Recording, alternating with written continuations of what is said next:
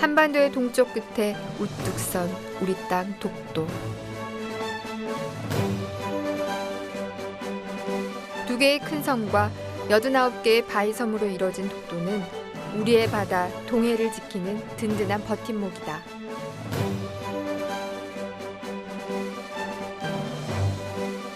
하지만 최근 우리 독도는 또 한 번 달갑지 않은 주목을 받아야 했다.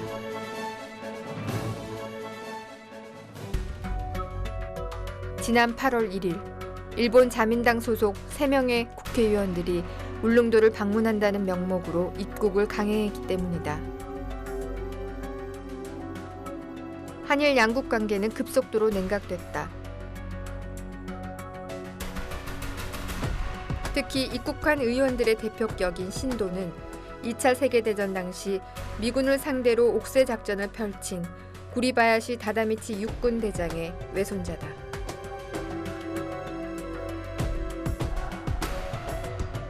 입국을 저지당한 이들 3명의 의원들은 꼭 다시 오겠다는 말을 남기고 일본으로 돌아갔다.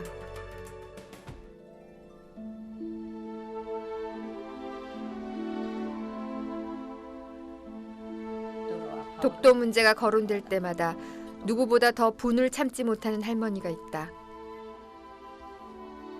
우리 땅 독도를 자기네 땅이라고 우기는 그들의 모습에서 66년 전 언니를 만날 수 있다는 말로 속여 일본에 가게 만든 오각기 선생의 모습을 발견하기 때문이다. 언니도 밖에서 그랬지, 나도 그러지, 둘이 다 무릎도 그래. 우리 다 갖다 일시켜 먹고 남자들은 다 갖다 군인의 탄광에다 가서 일시켜 먹고 그러더니 무엇이 부족해서 독도를 또 뺏어가려고? 우리나라가 인자는 그렇게 호락호락하지는 않을 것이다. 옛날하고는 틀릴 것이다. 내가 그러고 욕을 퍼붓습니다. 독도만 들렸기는 내가 그 소리를, 응? 우리 데려다 일시켜 먹고도 또 무엇이 부족해? 내가 그래요. 일본에 가면 상급 학교에 진학시켜준다는 거짓말에 속아 14살 어린 나이로 강제 노역에 시달려야 했던 근로정신대 할머니들. 눈물로 보낸 지난날의 고통을 보상받기 위해 수없이 현해탄을 건넜지만 오히려 실망과 한숨만 더 깊어갔다. 하지만 이제 할머니들은 더 이상 외롭지 않다. 왜곡된 과거사를 바로잡고 할머니들의 눈물을 닦아주려 일어선 시민들이 있기 때문이다. 그들이 만들어가는 새로운 역사 속으로 한 걸음 내딛어보자.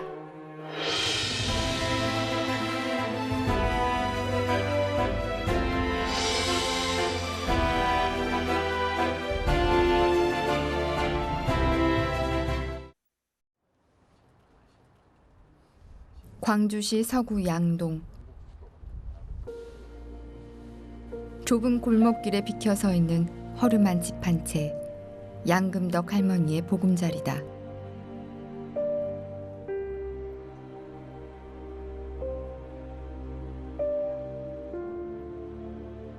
부엌이자 세면장이며 화장실인 이곳은 집주인의 고달픈 삶을 그대로 보여준다. 비록 자신의 몸 하나 겨우 운신할 만한 좁은 공간이지만 할머니에겐 이 세상 어느 곳보다 소중한 휴식처다.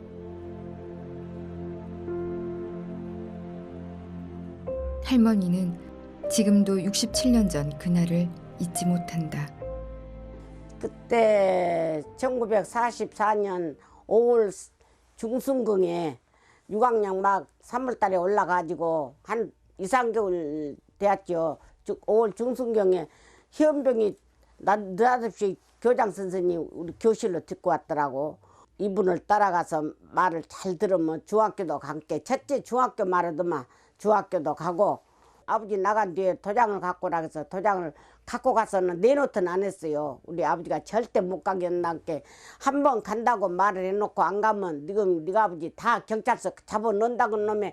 그래도 어린 속에 우리 언니들도 있고 모두 가족이 많은데 어떻게 우리 어머니 아버지를 갖다 놓으면 어떻게 생활을 해나가, 그 마음이 들어가 갖고 도장을 갖고 와서 찍어줬지요. 아시아를 지배하려는 야욕으로 1937년 중일 전쟁을 일으킨 일본은 4년 뒤 진주만을 공격했다. 세계의 최강국 미국에 전면전을 선포한 것이다.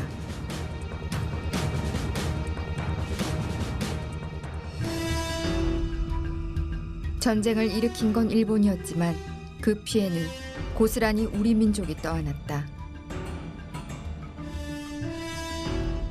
군인, 군속, 징용, 학도병, 포로 감시원이란 이름으로 무려 100만 명이 넘는 우리 민족을 국외로 끌고 갔다. 여성이라고 결코 예외가 될 수 없었다. 1943년 8월 여자 정신 근로령을 내린 일본은 어린 여학생들까지 전쟁의 한복판으로 밀어넣었다. 처녀 공출이란 이름으로 일본에 끌려간 조선 여자 근로정신대가 그들이다.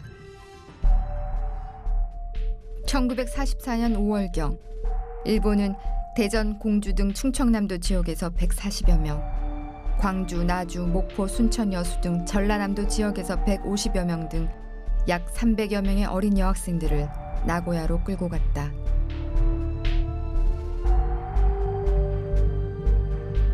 도착 후 며칠은 나고야 관광으로 시간을 보냈다. 난생 처음 접하는 이국의 풍광에 양금덕 할머니 역시 한껏 마음이 들떴다.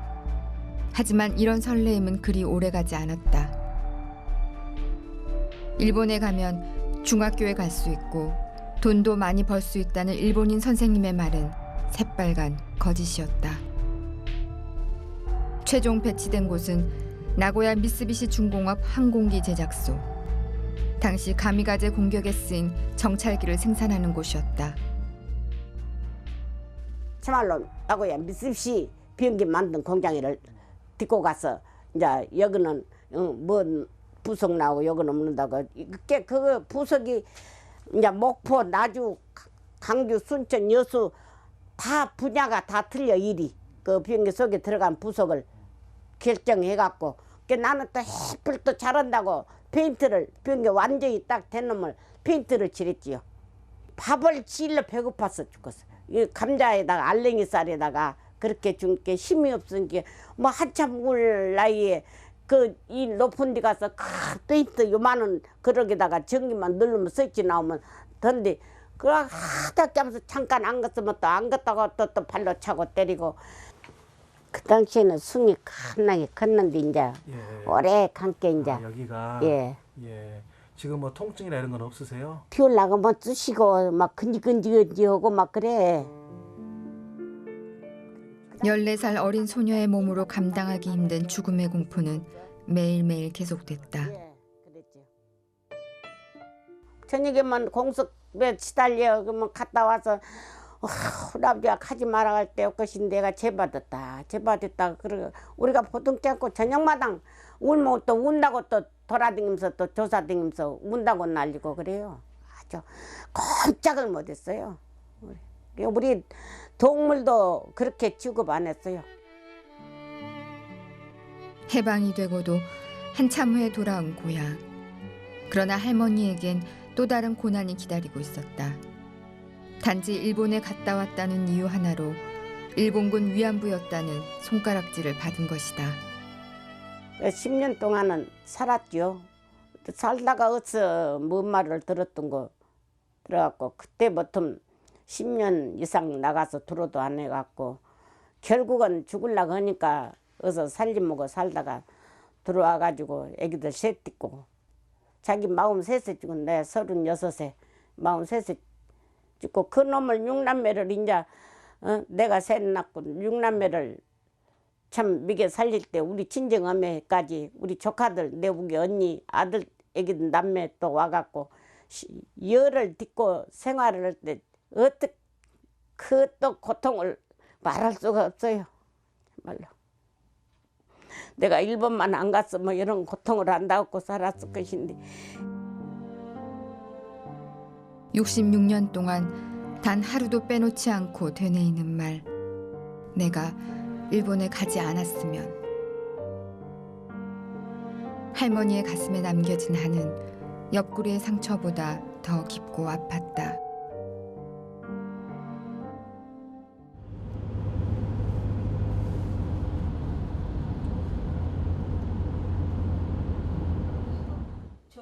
경기도 안양에서도 근로정신대 할머니들을 만날 수 있었다. 그리고 기도를 하는 중학교에 보내준다는 거짓말에 속아 이렇게 언니 나고야에 갔던 김성주 할머니.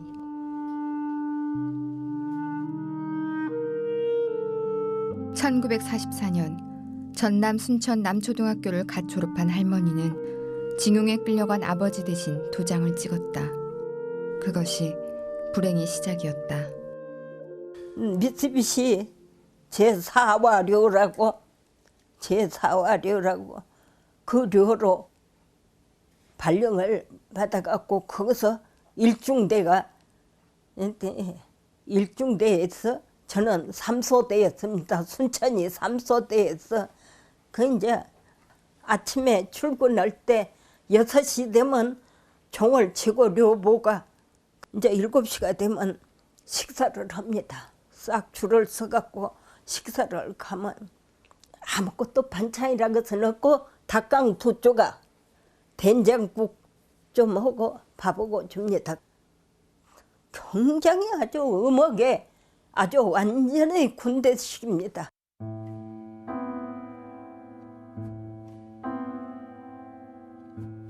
감금이나 다름없는 삼엄한 감시 속에 할머니는 허기진 배를 움켜쥐고 하루 10시간씩 기계에 매달려야 했다.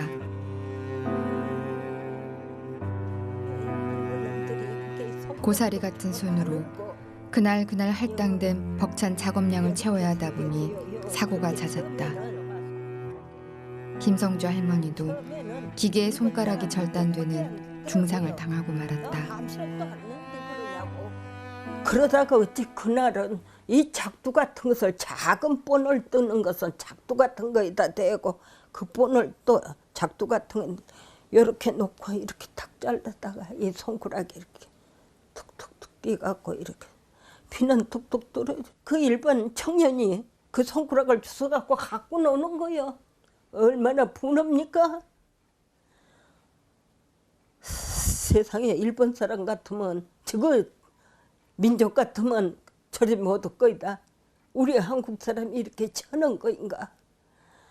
아이, 눈물을 얼마나 흘리면서 울면서 엄마야 할머니 내가 뭐더러 일본을 왔을까.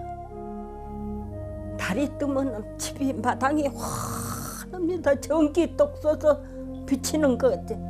그것이 생각이 나서 달아 너는 우리 집에 들여다보고 있겠지. 나는 가도 오도 못하는 이런 신세다. 그럼시로 막 울고 있는데 그러고 있자 난데없이 남동생이 죽었단 거요. 일찍 돌아가신 어머니 대신 자기 손으로 직접 키웠던 금쪽 같은 남동생. 손가락이 잘려나간 아픔보다 더 큰 고통이 할머니의 가슴을 핥히었다.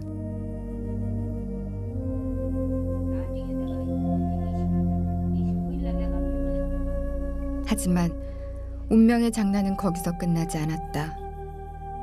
일본인 오각기 선생이 언니를 만날 수 있다는 말로 동생 김성주 할머니마저 속인 것이다. 일본은 언니가 보고 싶은 어린 동생의 그리움까지 이용했다. 일본을 가라는 거예요. 그래서 내가 이따가는 일본 가면 언니 만날 수가 있냐고 선생님께 언니하고 같이 하는 데가 있고 공부도 같이 하고 만들어 올 수도 있고 한국을 그런다고 해갖고는 학교로 졸업을 못 시키고 저를 2월달에 그냥 후지고시를 보냈는데 김정주 할머니 역시 혹독한 노동과 굶주림에 시달렸다. 하지만 그보다 더 두려운 것은 매일 저녁 반복되는 연합군의 공습이었다. 비행기가 밤에마다 우리 갈 때가 진로 심했습니다. 비행기가 B-29 보고 우리가 김노스바사라고 일본말로 갈 때는 뭐 몇십 미터 간중도 모르게 어떻게 도망을 가는데 폭탄이 그냥 확 터질 때는 칵 어둠 속에 그냥 불이 그냥 팍 하면은 그 순간에는 논에도 우리가 넘어져 버리고 그러면 이제 새벽에 이제 90개 끝났다고 숙소를 들어오면 한숨 자는 시간이 없이 바로 세수를 하고 밥 한 숟가락 먹고 공장에 나가서 또 일을 해야 되니 그런 우리가 고생을 시켜갖고는 하도 배가 고프니까 그 숙소 안에 철장 안에 있는 푸른 다 뜯어갖고 밥을 먹었어요. 밥을 써 그래갖고 병에 많이 걸려갖고 병원에 가고 우리도 약 갖다 먹고 그렇게 고생을 일본 놈들도 우리 시켰어요. 어린 나이에 감당하기엔 너무나 큰 고통을 겪었기 때문일까. 두 할머니 모두 파키슨씨 병과 무릎 관절염으로 고생하고 있다. 고통은 몸으로만 찾아드는 것이 아니었다. 두 자매는 다른 근로정신대 할머니들처럼 위안부로 오해받아 불행한 결혼 생활을 겪어야 했다. 나는 언니나 나나 정말로 하니 말씀드려 일본 갔다 왔던 그 제 하나로 일생을 맞춰버렸어요. 언니하고 나하고는. 언니도 형부한테 여태 시달리다가 형부가 돌아가셨으니까 그랬지. 그 안 했으면은 형부한테 결국에 이혼했을 거예요. 아마 언니도.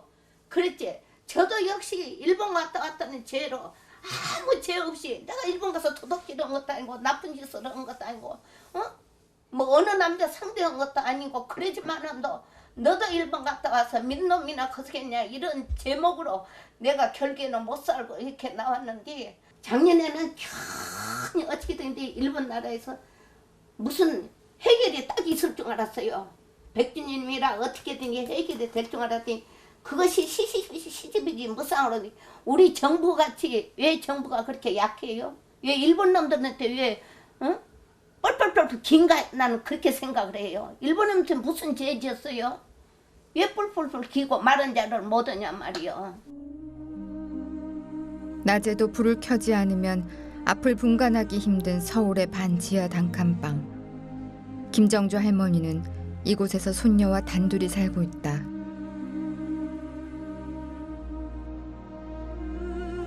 딸과 함께 생활하는 언니 김성주 할머니는 이제나 저제나 일본으로부터 좋은 소식이 오기만을 밤낮 기다리고 있다.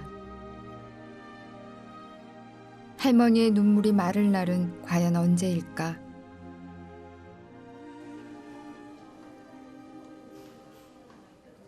일본의 나고야시.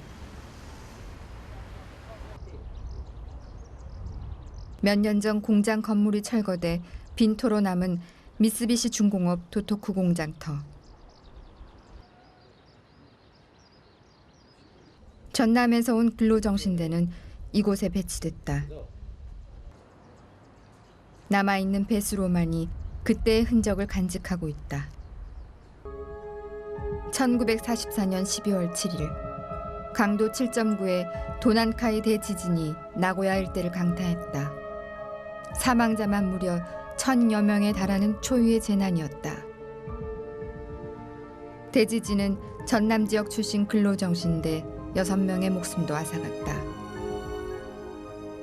지진 내 빼라고 어디 흔들흔들 갈 수가 있어야지. 그래서 애기들이 모두 앞으로 가길이 우리 그러자 나주 소대장이 최정렬한 사람이 앞에 가더라고. 그래서 나도 같이 가자고 그러니까 언능 뒤에 따르라고 또 내 동창이 또 뒤에서 따르면서 같이 가자고 그래서 언능 오라고 그래놓고 동창이 막 나가다가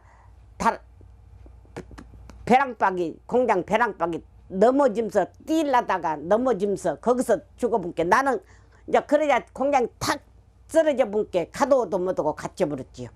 열손가락에 피가 다 나도록 어찌게 파갖고 요만치 근육 내가 거기다 입에 대고 뭐 팔뚝 소리가 뭐도 났었길래 여기도 사람이 살리더라고. 어찌게 악을 쓰고 오면서 3시간 만에 내가 나왔죠. 그때 막 일본 사람들이 엄더 연장 갖고 와서 파갖고 이제 그렇게 나갔죠. 도토쿠 공장터 한켠에 서 있는 추도비.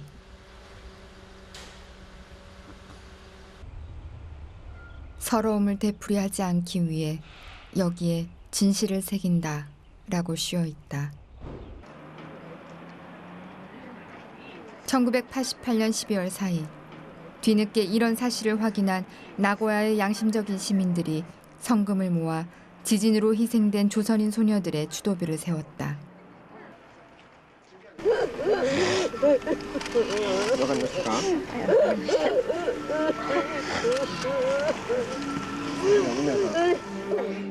나고야 시민들의 초청으로 40여 년 만에 원안의 땅을 다시 밟은 초로의 할머니들은 먼저 간 친구들을 떠올리며 하염없이 눈물을 쏟았다. 학교에 보내준다는 거짓말에 속아 머나먼 타향에서 한 맺힌 죽음을 맞은 6명의 어린 소녀들. 그들은 죽은 뒤에야 고향에 돌아갈 수 있었다. 지진이 발생하기 몇 주 전 동생 순례 씨를 만났던 김중곤 할아버지는 동생의 마지막 모습을 생생히 기억한다. 그때는 벌써 한 5, 6개월이 지난 후니까 가서 그 애들 보고 내가 물어봤는 거야. 학교 되겠냐? 안 되겠다 이거라.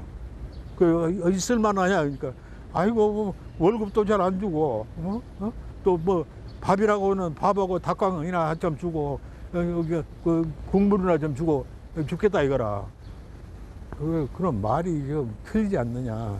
그래서 내가 그때 좀 어떻게 데리고 나왔으면 그런 마음이 있지만 그리고 마음 됩니까? 그거 안 되죠. 한국에 돌아와서 또 한참 있으니까 이제 또 동생이 죽었다 이거라. 엊그저께 내가 얼마가 안 돼서 가서 봤는데 죽다니 그 말도 아니단 말이야. 그 나고야로 와서 보니까 와서 보니까 그때 지진이 막 심해가지고 막 시내도 다 부서지고 공장도 무너지고 그때 딱 가자마자 내 처로 됐던 사람 가가 얼마나 슬퍼하던지 그때 나보고 오빠 했거든요. 오빠 순애가 죽었어요 하면서 둘이 끼안고 막 울고 그랬다고. 눈에 넣어도 아프지 않을 외동딸 순례를 잃은 부모님은 딸의 단짝 친구였던 복래 씨를 며느리로 맞아들였다. 김중곤 할아버지와 함께 근로정신대에 관련된 각종 소송에 참여했던 부인 복래 씨는 안타깝게도 2001년 세상을 떠났다. 고통의 세월에 대한 정당한 보상을 받지 못한 채 감기지 않는 눈을 감아야 했다. 최후로 남긴 말이 뭐란가 하면 지금도 내가 죽은 찰나지만 그때 당시에 내 동생이 죽었던 그 생각이 난다 이거라. 순애가 죽을 찰나에 어떤 생각을 했었고 그런 눈물을 흘리면서 근데 내가 이렇게 그러니까 이 사람 같이 소송을 했거든요. 소송을 해가지고 판결을 나는 것도 보지도 못하고 죽는 게 억울했다. 미쓰비시 중공업 오해 공장 안에 서 있는 순직비. 당시 공습이나 지진에 숨진 근로자의 이름이 빼곡히 새겨져 있다.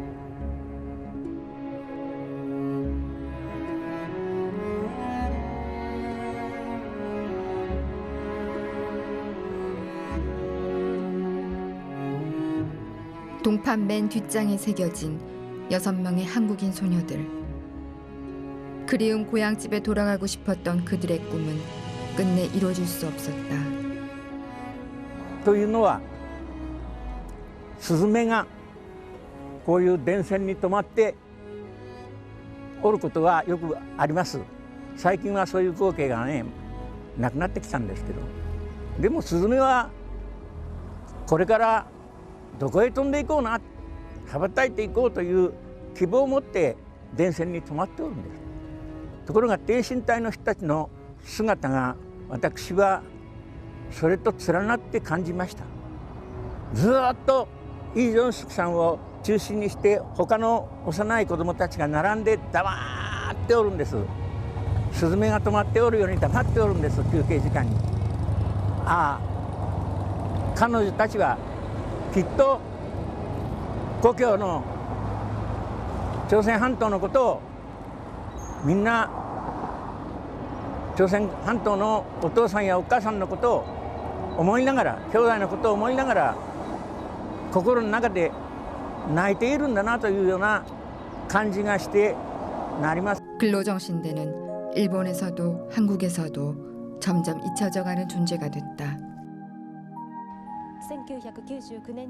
그러던 1999년 3월 1일 나고야에서 본격적인 소송이 시작되면서 근로정신대 문제는 수면 위로 떠올랐다.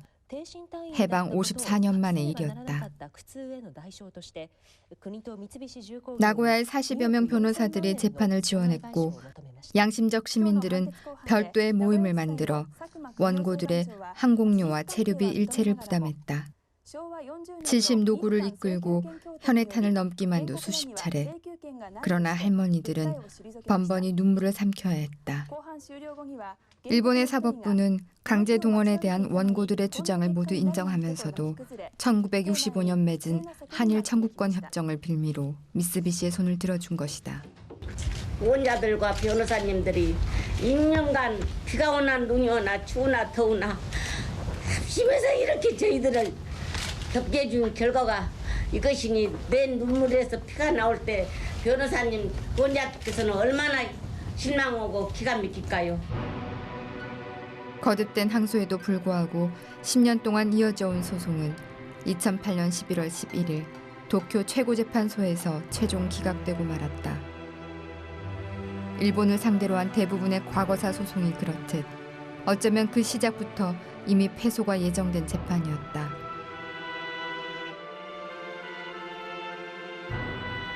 1965년 박정희 정권은 일본과의 국교를 정상화시키는 대가로 총 5억 불의 경제 협력 자금을 받았다. 이때 맺은 한일 청구권 협정으로 인해 원고들의 권리는 완전히 소멸됐다는 것이 패소 이유였다. 2009년 늦은 가을, 일본 후생성으로부터 한 장의 통지서가 근로정신대 할머니들에게 날아왔다. 온 국민을 분노에 떨게 만든 99엔 후생연금 탈퇴수당금이 그것이다. 일본 정부는 미쓰비시에서 11개월 동안 재직한 것을 근거로 1인당 99엔, 한국 돈으로 약 1,300원을 후생연금 탈퇴수당으로 지급했다. 인간 이하의 취급을 받으며 죽도록 일했던 할머니들의 목숨값이 99엔. 그야말로 껌 한 통값이란 것이다. 할머니들은 또 한 번 좌절해야만 했다. 하지만 99엔 사건은 잠자던 시민의식을 흔들어 깨웠다. 외롭게 투쟁해오던 할머니들의 사연을 접한 뜻있는 광주 시민들이 모임을 결성한 것이다. 그 무렵 미쓰비시 자동차는 광주의 한복판 시청 앞에 전시장을 열었다. 들불처럼 일어난 시민들은 전시장 앞에서 근로정신대 문제 해결을 촉구하는 시위를 200일이 넘게 펼쳤다. 지난해 6월 23일 도쿄의 한복판에 자리 잡은 미쓰비시 본사 앞에서 항의 방문단의 삼보일배 시위가 펼쳐졌다.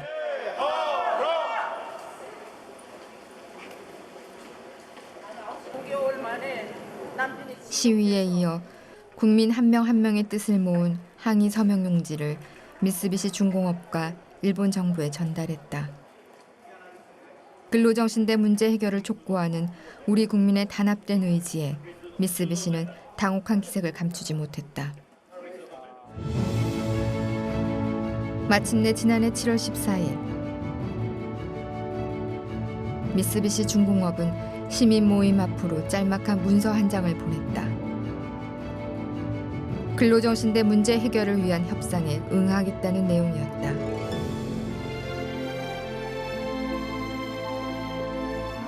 미쓰비시가 근로정신대 피해자들의 협상 요구에 굴복한 것은 해방 이후 처음이었다.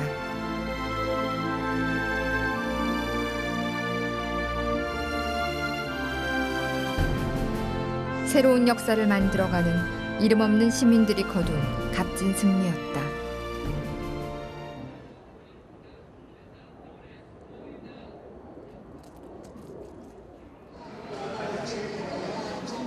김유용 대표를 비롯한 시민모임 회원들이 공항으로 누군가를 마중 나왔다. 그들이 기다린 손님은 바로 나고야 미쓰비시 근로정신대 소송 지원 회원들.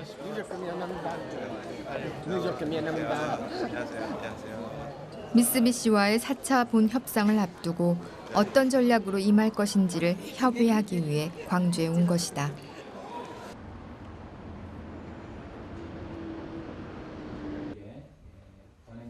근로정신대 시민모임과 나고야 지원회는 미쓰비시와의 협상에 공동으로 참여하고 있다.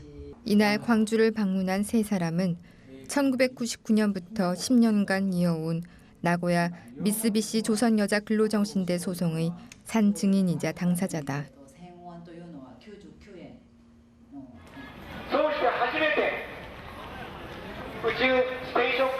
이들이 근로정신대 문제에 뛰어든 것은 지금으로부터 25년 전인 1986년이다. 당시 역사교사였던 다카하시 회장과 고이덴 사무국장이 도난카이 지진으로 희생된 미쓰비시 조선여자 근로정신대 문제를 접하게 되면서 본격적인 시민운동을 펼쳤다. 현재 1,100여 명의 회원들이 근로정신대 문제의 해결을 위해 다양한 활동을 펼치고 있다. 日本が本当に平和な国になるためには、大日本帝国が、与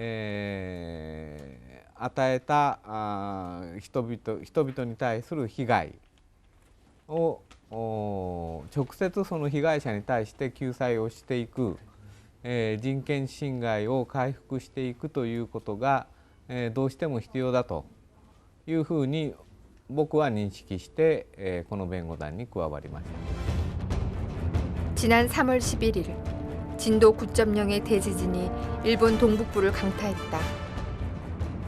마치 영화 속 한 장면처럼 쓰나미.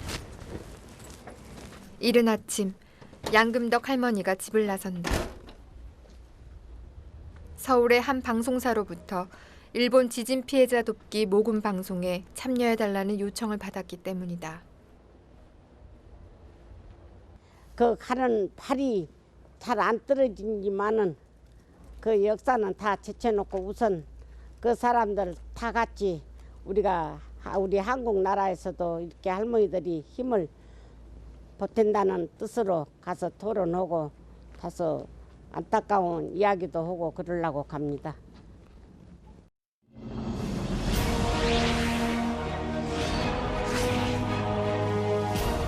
지금 이곳에도요, 태평양 전쟁 당시 강제 노역을 했던 근로정신대 양금덕 할머니가 나와 계십니다. 당시 임금을 하나도 받지 못한 것에 대한 소송을 지금까지 진행 중이라고 들었습니다. 할머니 안녕하세요. 안녕하세요. 너무나도 참 소중한 귀중한 생명들이 너무 많이 재산과 손색이 많이 돼서 엄청나게 나도 너무 많이 나서 마음이 아파서 어디다 대고 어떤 말을 해야 유한이 되고 마음을 힘을 내서 그럴까 참 아득합니다.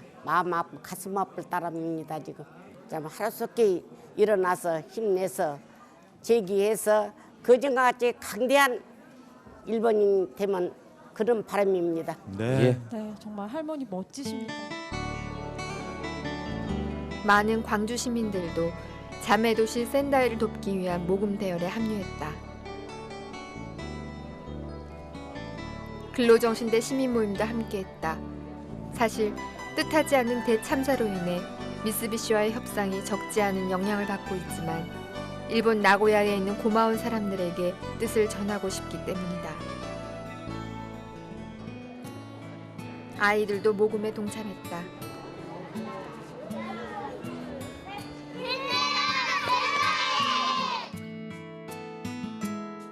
그날 대한민국은 일본의 진정한 이웃이었다.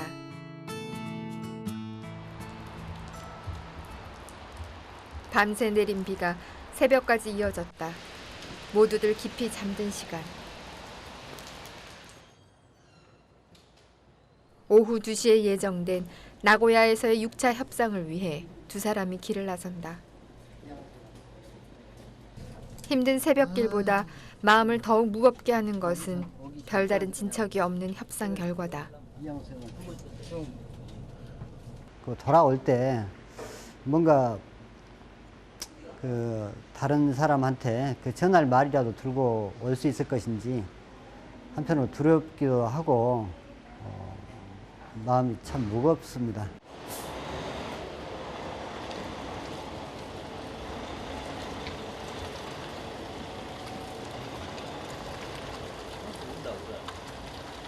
그날 오후에 있었던 6차 협상도 아무런 성과 없이 끝나고 말았다.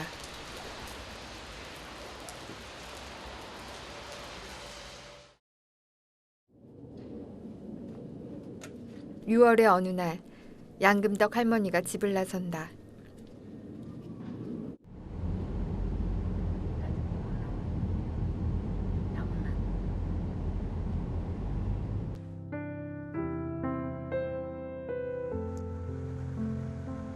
이곳에만 오면 지금도 가슴이 시리다. 꿈에 부풀어 일본으로 떠났던 곳도 여기였고 9.4일생으로 돌아와 처음 고향 땅을 밟은 것도 바로 이곳이었다. 감회가 새롭소. 그때 우리가 오니까 21일에 그 도착하니까 시계가 11시 40분 되어서 나오니까 뭔 여자들이 우글우글 서로 앞으로 오려고 하더라고요. 근데 우리 어머니가 탁 서서 어머니 함께 오면 내가 안 죽고 온구나. 이렇게 새야 엄마들만 나와 있더라고. 다른 사람 이제 24명이 가고 2명 죽었으니까 22명이 살아서 나온 뒤. 24명이 저마다의 꿈에 부풀어 떠났던 일본. 하지만 같이 갔던 동료 향남이와 정래는 끝내 돌아오지 못했다.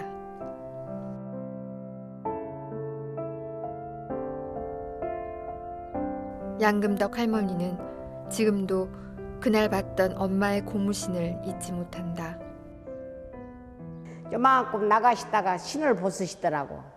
엄마 왜 발 아픈데 신을 벗어? 그러니까 아이고 너 와서 너 한 달 동안 돌아다 몇 달 여기 오다 신이 다 달아져서 찢어졌다. 그게 이제 들고 맨발 벗고 가도 너 봤으니까 살겠다. 그 신을 들고 가시더라고. 그 모습이 지금 눈에가 선언해요. 고무신을 짱짱 손에 들고 가자. 어서 가자. 밥 먹자. 어서 가자. 그렇게 하는 것이 눈에 선언해요. 어머니는 해방되던 그날부터 매일 역에 나왔다가 마지막 열차가 도착하면 그제서야 집으로 돌아가곤 하셨다. 비록 어머니는 세상에 없지만 그 마음만은 지금도 이 자리에 남아있는 듯하다. 며칠 후면 다시 일본에 가야 한다. 99엔 탈퇴 수당에 관한 공개 심리가 열리기 때문이다. 가고 싶어서 간 것이 아니지만은 가서 그 시민들을 해서 노력해 준 것을 그 사람들 참 보고 웃고 그러지. 참 일본 사람들 정직이 버버리로 들어가려고 하면 도살장 들어가는 만 해요. 정말로 내가. 몇 번을 더 다녀야 이 싸움이 끝이 날까.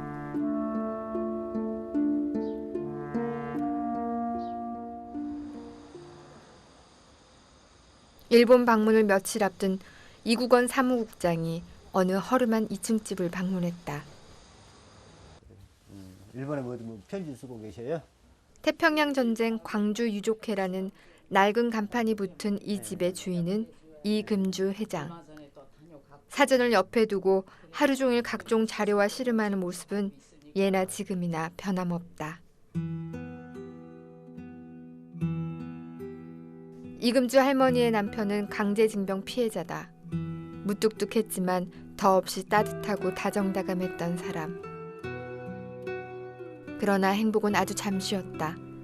이제 갓 8개월 된 아들을 남겨둔 채 끌려간 남편은 끝내 돌아오지 못했다. 할머니가 23살 때의 일이다.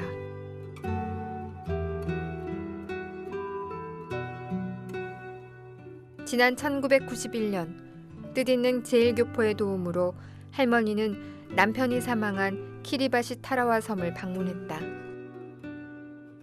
숨이 끊어지는 그 순간에도 두고 온 고향과 가족을 그렸을 남편 생각에 한없는 눈물이 흘렀다. 살아오는 동안 무엇보다 더 할머니를 힘들게 한 것은 아버지를 그리워하는 아들의 마음을 알아챌 때였다. 소중 1학년이던 것 같아. 아주 어린 때지. 근데 웃도리를 딱 벗어놓고 여름 하복이니까 벗어놓고 갔더라고. 그래서 엄마 빨아달라는 말도 안 해요. 이렇게 벗어놓고 가서 이게 집에 가서 이렇게 보니까 아들이 어찌야 아이고 벗어나는데 내가 빨아줘야 되겠구나 하고 그렇게 빨라고 가지고 나가서 이렇게 하니까 뭐툭 떨어져. 그래 보니까 학생증이 나오더라고. 그래서 그거 봤는데 아마 아들이 잊어버리고 간 모양이에요. 그 학생증에 제 아빠 사진을 요만하게 해서 거기다 붙였더라고. 내가 이렇게 아빠를 그리구나 하는 생각에 계속 눈물이 나왔어. 하지만 이금주 회장은 울고만 있지 않았다. 남편처럼 억울하게 희생된 일제 피해자 문제를 해결하기 위해 발벗고 나섰다. 이 회장은 1992년 일본 정부를 상대로 원고 1273명이 참여한 일명 천인 소송을 시작했다. 이 소송은 당시까지만 해도 일본 사상 최대의 집단 소송이었다.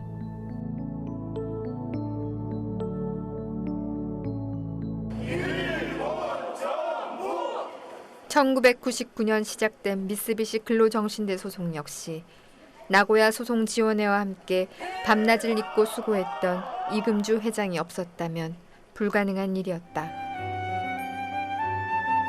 거실에 책장을 가득 메운 각종 자료들. 비록 낡고 빛바랜 서류들이지만 이들 한 장 한 장에는 징용 피해자들의 말없는 통곡이 서려있다. 원고들의 증언을 일일이 일본말로 번역해 재판 자료를 만드는 것도 온전히 이금주 회장의 일이었다.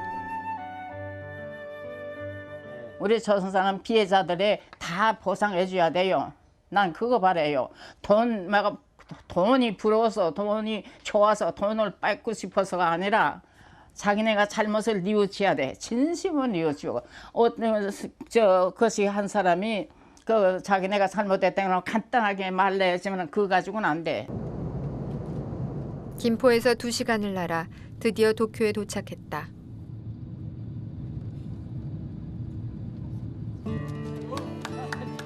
나고야 소송 지원 회원들이 직접 손으로 쓴 환영 현수막을 들고 마중을 나왔다. 다른 때와 마찬가지로 나고야 지원 회원들은 양금덕 할머니와 김중곤 할아버지의 경비 일체를 부담했다. 태극 부채를 든 다카하시 회장의 목소리가 경쾌하다.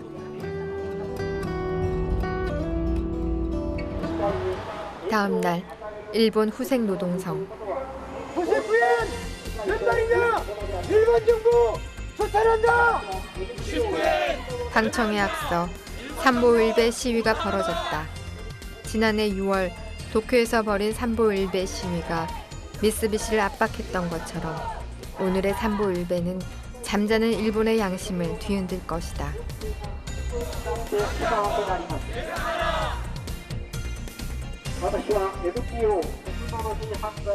이날 양금덕 할머니의 날선 목소리는 일본의 무딘 양심을 질타했다.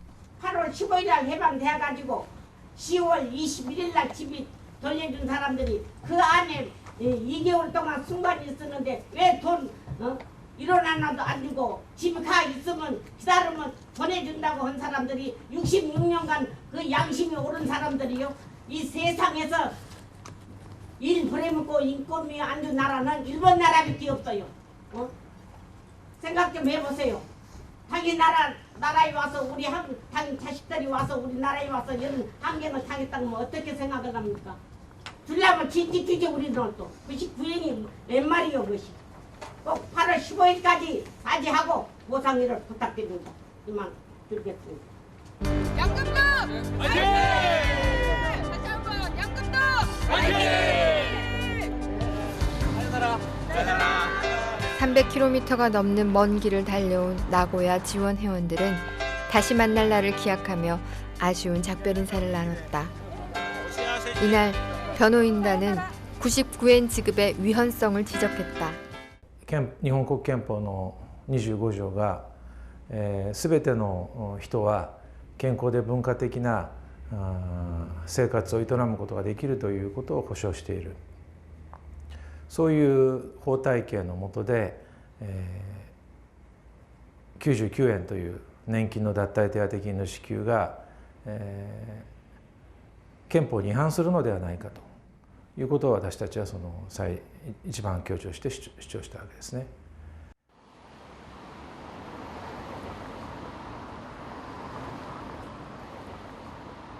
후생노동성에서의 모든 일정을 마친 후 원정 방문단은 전후 보상을 생각하는 의원연맹과 간담회를 가졌다.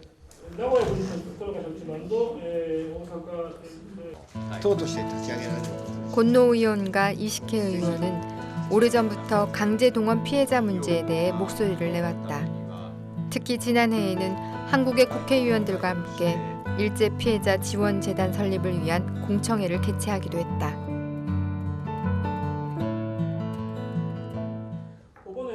이 자리에서 양금덕 할머니는 지난 66년간의 고통을 토로했다.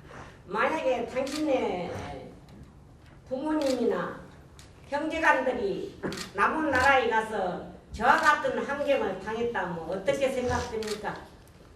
그 고통을 따고 맞아가면서 피눈물 빠지면서 내 청춘을 私たち戦後保障議連でそのことに関わっていたわけではなくて、そのことについては全く知らなかったわけでありますが、しかし与党の一議員として本当にその失礼なこと、非礼をお詫びしたいと思います。申し訳ありません。 한국 방문단이 모두 돌아가고 나서야 다카하시 회장은 나고야행 신칸센에 몸을 실었다. 花ちゃんの엄마はどこですか？花ちゃんのじいじはどこですか？花ちゃん、じゃあおじいちゃんと 밖에선 불굴의 투사인 다카하시 회장도 집에 돌아오면 더없이 온화한 할아버지가 되고 만다. 손녀딸 하나의 재롱에 지난 2박 3일의 피로는 눈 녹듯 사라진다.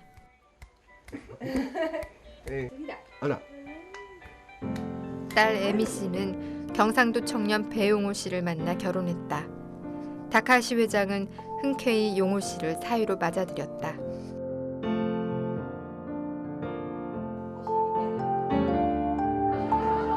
이들 부부 사이에 손녀 하나가 탄생함으로써 한국은 더욱 가까운 나라가 됐다. 다카하시 회장은 손녀 하나를 통해 한국과 일본 두 나라 사이의 희망을 발견한다. 2층에 있는 다카하시 회장의 서재. 마치 한국에 있는 시민 모임 사무실을 그대로 옮겨놓은 것 같다.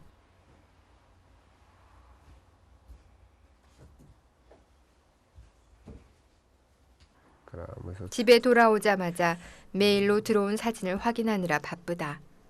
하나하나가 소중한 역사의 기록이기 때문이다. 1986년부터 근로정신대 문제 해결을 위해 뛰어온 40대 역사교사는 어느새 칠순을 앞둔 노인이 됐다. 하지만 그의 의지는 결코 나이를 먹지 않는다. この写真、原告の皆さん、みんな写ってます。ヤン・クンドクさん。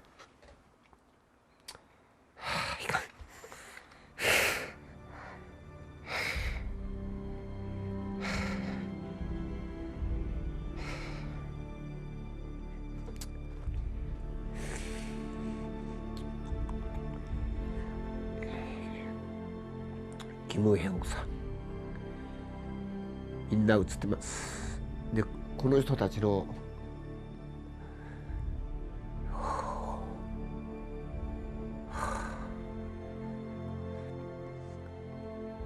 に本当の笑顔が戻る解決のために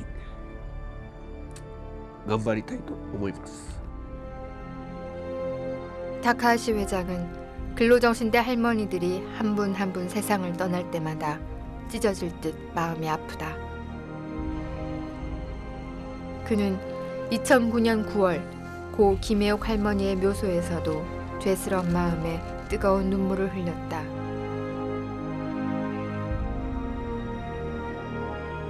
할머니들의 얼굴에 웃음을 되찾아 줄 수 있는 그날을 위해 그는 오늘도 거리에 나선다.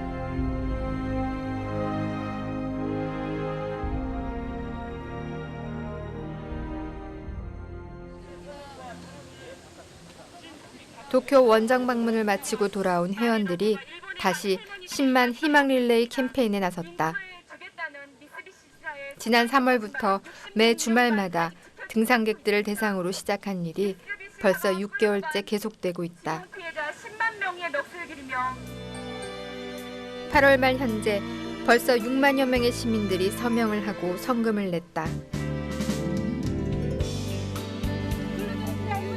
목표로 삼은 10만 명의 국민이 함께하는 그날, 희망 릴레이는 굴욕의 역사를 밀어내는 거대한 파도가 될 것이다.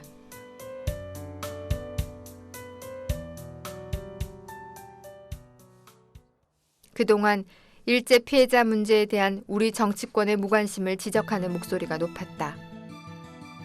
뒤늦게나마 지난 6월 30일 국회는 일제 피해자 지원재단을 설립할 수 있는 근거법을 만들었다.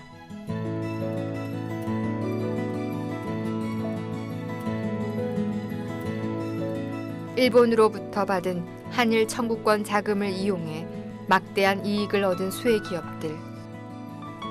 일제 피해자들을 지원하는 재단을 만들어 이들 기업들로부터 공익기금을 출연받는 것이 이 법의 주요 골자다. 재단이 설립되면 일본 정부와 전범 기업들의 적극적인 참여도 압박할 수 있다. 재단 설립과 관련해 99엔 소송의 중요성이 다시 주목받고 있다. 그동안 모든 보상이 끝났다고 주장해오던 일본 정부의 논리가 임금의 성격을 띤 99엔을 지급함으로써 스스로 모순에 빠졌기 때문이다. 99엔 소송은 일제 피해자 문제 해결에 중요한 시금석이다. 이 99엔 사건이라고 하는 것은 금액은 얼마 되지 않지만은 65년도 이 한일 청구권 협정에 의해 가지고 그 일제 피해자들의 문제가 해결이 되었다고 하는 일본 정부의 논리가 얼마나 이게 그 잘못된 것인가를 상징적으로 보여주는 사건이거든요. 그래서 이 99엔에 대해서 우리 국민들이 정당한 분노를 하고 또 이 부분에 대해서 문제 해결하도록 촉구를 할 때 일본 정부나 일본 기업들은 적극적으로 동참을 하지 않겠나 지금 그렇게 생각이 됩니다. 이국원 사무국장이 다시 이금주 회장을 찾았다. 돌아가시기 전에 모두 보낸 편지들이요. 예. 당신 손으로 못 쓰고 다른 사람 보고 써달라고 그래가지고 이거는 보낸 것이요. 저한테 좀 알려주고 싶다. 얼마 전 이금주 회장에겐 감당하기 힘든 고통이 연이어 찾아들었다. 올해 초 오랜 투병 생활 끝에 며느리가 사망한 데 이어 최근에는 삶의 버팀목이던 아들마저 세상을 떠나고 만 것이다.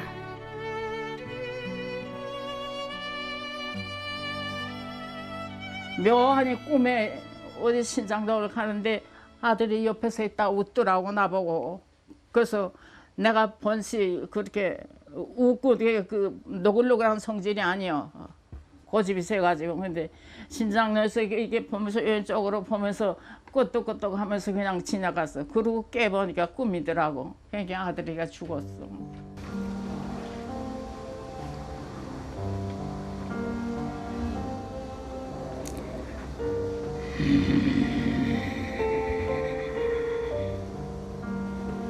그토록 아버지를 그리던 아들. 저 먼 나라에서 아버지와 함께 영원한 안식을 누리고 있을 거란 생각으로 스스로를 위로해 본다. 제가 해보긴 하겠습니다. 이금주 회장이 이국원 사무국장에게 그동안 미뤄왔던 말을 조심스레 꺼내놓았다. 자신의 일을 맡아줄 수 있냐는 것이다. 처음에는 몰랐지만은 저 기자가 왜 저 달라붙어서 그런가 하면서도 이 일을 죽기 전에 아무것도 안 해드리지만 맡긴다는 것이 또 전원인 염치도 없다 그럴까봐 또 그것도 걱정되고 그랬지. 그래도 잘못된 것도 바로 잡아서 하는 것이 이 기자들 아니야. 그래서 믿었어. 근데 오늘 참 좋구만 내 기분. 아니 저 회장님께서 그렇게까지 저를 생각해 주신다면 저로서는 큰 영광이고요. 자신의 짐을 대신 져줄 사람을 정해서인지 이금주 회장의 얼굴에 모처럼 환한 웃음이 피어났다. 아들 내외가 세상을 떠난 후 먹고 사는 문제는 당장의 현실로 다가왔다. 1층을 정리해 세를 내주려 하지만 오랫동안 비워둔 곳이라 어디부터 손을 대야 할지 막막하기만 하다.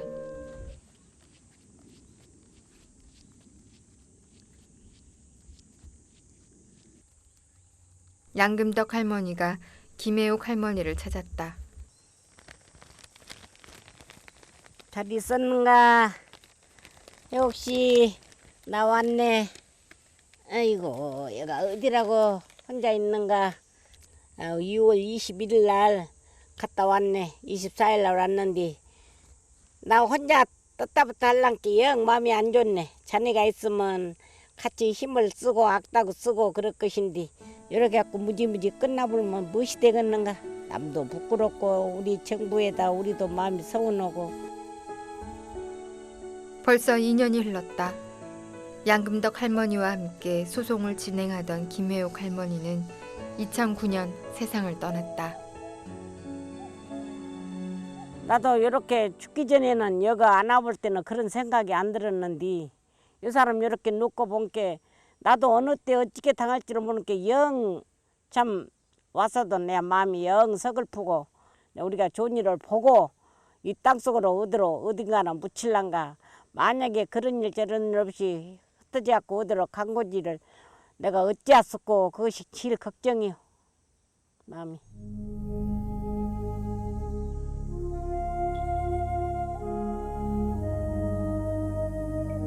나 가네. 좋은 소식 있으면 또 갖고 와서 들려줄게. 잘 있어이? 나 갈라네.